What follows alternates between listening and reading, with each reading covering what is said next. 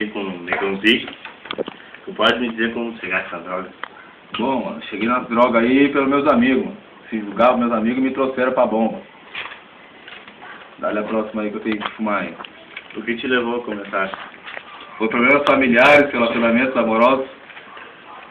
Vai curar tudo? A namorada terminou comigo, mano.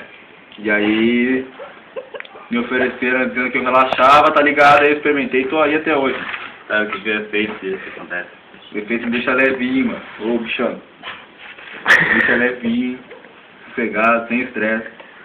Quanto tempo você ia jogar? Eu fumo meu beck há 2 anos. 2 anos. Esse teu vício aumentou ou continua a mesma coisa? Não, mano. Continua a mesma coisa. Uma coisa não vicia, não. Quanto a maconha não te satisfaz, o que tu faz?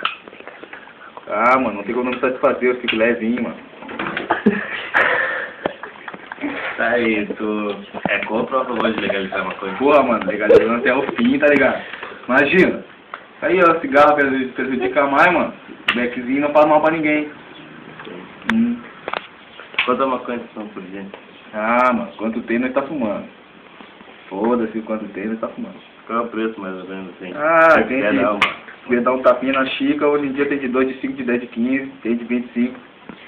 Temos de tudo aí pra tu ter um auge bom. Já assaltaram, se roubasse alguma coisa pra comprar essa droga? Já, mano. Já roubei. Esse gato aqui, eu vou fazer um bolo nele por um 10. Se a gente tiver assistindo, se der um 10 aí num gato.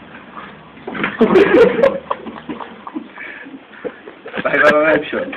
Tá. Acabou aí, mano? Acabou. Pô, não canta minha parada aí, meu, por favor. Meu tapa na xícara de safado. Valeu! Deu, pra parar de filmar. Para de filmar! Para de fumar esse troço aí, meu.